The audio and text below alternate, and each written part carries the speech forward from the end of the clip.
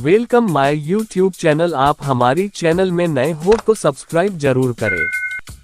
मन को नियंत्रण करने की ताकत, गौतम बुद्ध की प्रेरणादायक कथा। बहुत समय पहले राजगृह नामक नगर में गौतम बुद्ध अपने शिष्यों के साथ विहार कर रहे थे। उनकी ख्याति दूर दूर तक फैल चुकी थी। लोग उनकी शांति और करुणा से प्रभावित होकर उनके दर्शन करने आते थे।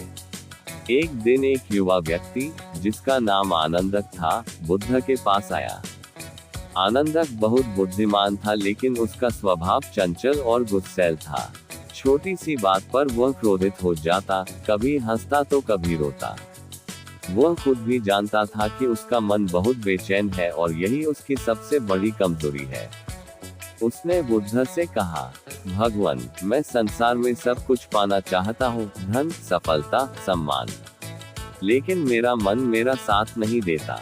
कभी यह मुझे आलसी बना देता है, कभी इच्छाओं में उलझा देता है, कभी गुस्से में मुझे गलत काम करवा देता है। कृपया बताएं, मैं अपने मन को कैसे नियंत्रित कर सकता हूँ। बुद्ध का उत्तर। बुद्ध ने शांति से उसकी ओर देखा और मुस्कुराते हुए बोले, आनंदक, मन को नियंत्रित करना ही सबसे बड़ी विजय है। संसार को जीतने से आसान है, लेकिन अपने मन को जीतना सबसे कठिन। जो इसे साध लेता है वही सच्चा विजेता कहलाता है। आनंदक ने पूछा, भगवान, यह मन इतना चंचल क्यों है? इसे काबू में करना असंभव सा लगता है। बुद्ध बोले, मन को बिना साधे छोड़ दो तो यह उछलते हुए बंदर की तरह कभी इधर जाएगा, कभी उधर। पर यदि इसे साध लो तो ये हाथी की तरह मजबूत और स्थिर हो जाता है।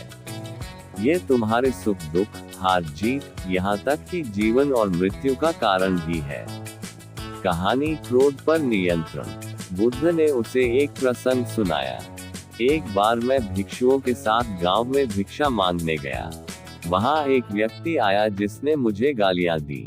वह अपशब्द कहता रहा, पर मैं मौन खड़ा रहा।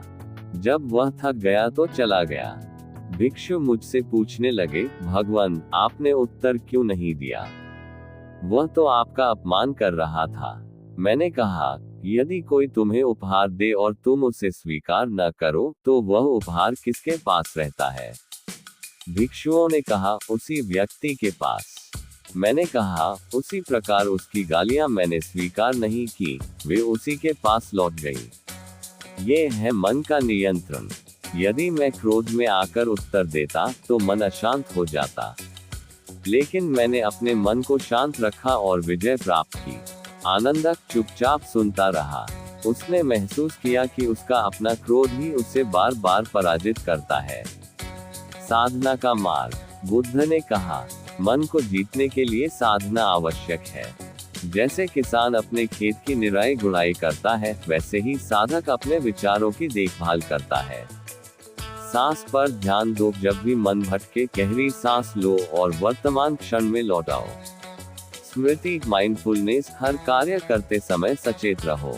खाते समय केवल भोजन पर ध्यान दो, चलते समय केवल कदमों पर ध्यान दो। करुणा का भाव। दूसरों के लिए शुभ सोचो, नकारात्मकता अपने भीतर न आने दो। इच्छाओं पर संयम। जितनी जरूरत है उतना ही चाहो, अधिक चाह दुख लाती है। परीक्षा। बुद्ध ने आनंदक को 1 महीने तक इन अभ्यासों का पालन करने का निर्देश दिया। शुरुआत में आनंदक को कठिनाई हुई। ध्यान करते ही उसका मन इधर उधर भागता। कभी पुरानी बातें याद आती, कभी भविष्य की चिंताएं। पर उसने हार नहीं मानी। धीरे धीरे उसने देखा कि उसका मन शांत होने लगा है। एक दिन गांव के कुछ लोग उसे अपमानित करने लगे। पहले वह गुस्से में प्रतिक्रिया करता था, पर इस बार उसने बुद्ध की बात याद की। उपहार तभी तुम्हारा होता है जब तुम उसे स्वीकार करो। उसने शांत रहकर केवल मुस्कुरा दिया। लोग आश्चर्यचकित रह गए। आनंदक ने अनुभव किया कि उसके भीतर एक नई शक्ति जन्म ले चुकी है। बोध। महीने भर बाद वह फिर बुद्ध के पास गया और बोला, भगवान, अब मैं समझ गया हूँ। पहले मैं सोचता था कि सबसे बड़ी ताकत धन, बल या साम्राज्य है, लेकिन असली ताकत तो मन को नियंत्रित करने में है। जब मन शांत हो जाता है तब बाहरी परिस्थितियां हमें हिला नहीं सकती। बुद्ध प्रसन्न होकर बोले, आनंदक, यही सत्य है। जो अपने मन को जीत लेता है वही संसार का विजेता है। बाहरी विजय अस्थायी होती है, लेकिन मन की विजय शाश्वत होती है। शिक्षा। इस कथा से हमें ये शिक्षा मिलती है कि मन ही हमारा मित्र और शत्रु है। क्रोध, लोभ और वासनाएं तभी हमें दुख देती हैं जब हम अपने मन पर काबू नहीं रखते। ध्यान, संयम और करुणा से हम अपने मन को नियंत्रित कर सकते है। जिसने अपने मन को साध लिया, उसने जीवन का सबसे बड़ा खजाना पा लिया। इसलिए जीवन में कितनी भी कठिनाई क्यों ना आए, सबसे पहले अपने मन को साधो। यही वह ताकत है जो हमें सच्चा सुख, शांति और सफलता दिलाती है।